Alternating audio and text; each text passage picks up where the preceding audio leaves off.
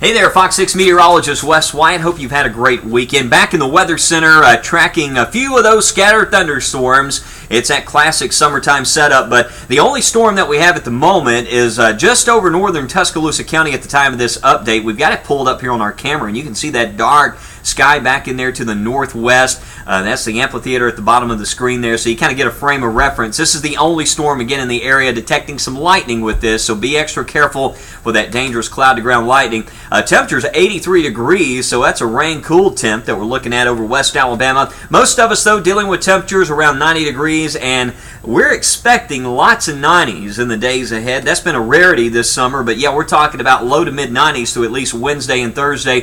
The development today, most of the wet weather's been west of 65. I drove through an intense downpour yesterday between Tuscaloosa and Birmingham. It was very heavy rain. I was just wishing I'd see some of that rain at my house, but yeah, the development's been kind of chaotic and random, but the past few frames we're starting to see a little bit of a motion here. If you look closely, you can see how this is all kind of drifting more in kind of a southwest motion.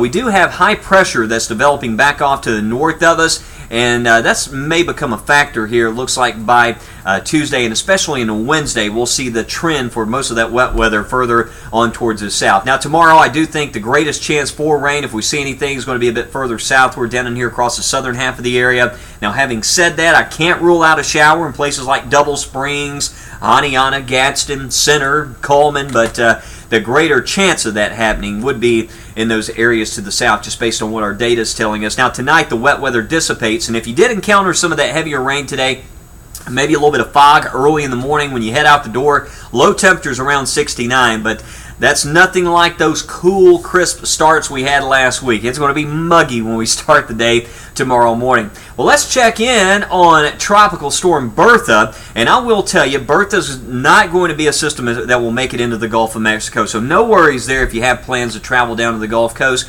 I did have someone ask me about, that said they were going over to South Carolina and had travel plans. If you look at the forecast track, even the cone of uncertainty is over the open Atlantic, so all the models telling us that this thing's going to stay out over the Atlantic. Probably some surf issues, and this could enhance the rainfall on coastal areas by Tuesday. It's moving at 18 miles per hour. Look at that. That's a fast motion for a tropical system, and it's going to take more of a northerly turn. It's forecasted to strengthen, and before this system says goodbye, it could become a hurricane, but the track to the north there, it's passing the central Bahamas this evening, and there it is there at the bottom of the screen. You see the forecast track, maybe a Category 1. You see right there Wednesday by 2 o'clock. That's the intensity forecast. So if you are traveling to the East Coast, looks like that system really won't be a major factor, so no worries about a landfalling hurricane or tropical storm at this time.